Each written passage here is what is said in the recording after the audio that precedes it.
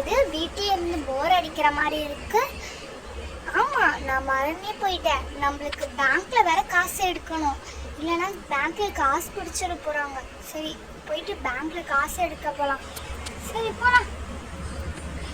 என்ன இது புதுசா வந்திருக்கு? எவ்வளவு இதெல்லாம்? இந்த பூரி சுடுறதுலாம் எவ்வளவு வருதுக்கா? இது ரெண்டு உங்களுக்கு 350 ரூபாய் வருமா?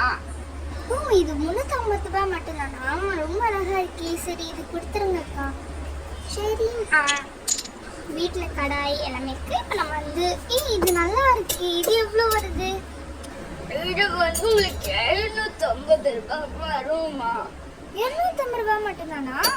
இந்த கடையில் ரொம்ப கம்மியாக இருக்கே. ஆனால் நீங்கள் கம்மி ப்ராடக்ட் மட்டும் வச்சுருக்கீங்க, எதுக்கு?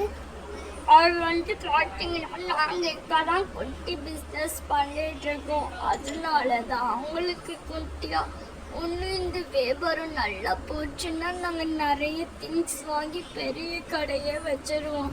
அப்படிங்களா? சரி, ஓகே. எனக்கு இந்த ஒரு கடாயை ஒன்று கொடுத்துருங்க. அஞ்சரவட்டி எல்லாமே இருக்கு. இது என்னது? தோசை தவாவா? சரி, இது உனையும் கொடுத்துருங்க. சரிம்மா, மொத்தமாக பில் போட்டு சொல்கிறேன்.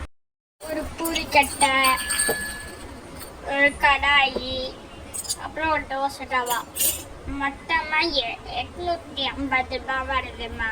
நீ 800 ரூபாய் தந்தா போதும். இந்தாங்க, அப்படின்னா 1000 ரூபாய் தரேன். மிச்சம் காசு கொடுங்க. இந்தாம்மா மிச்சம் காசு. சரி, இதெல்லாம் கவரில் போட்டு கொடுத்துருங்க. அடா, வந்ததுக்கு வீட்டில் வந்த வேலையும் மிச்சம், வீட்டில் வாங்குற திங்ஸ் வாங்கினதும் மிச்சம். பேங்க்லேயும் வேறு பண்ணியாச்சு.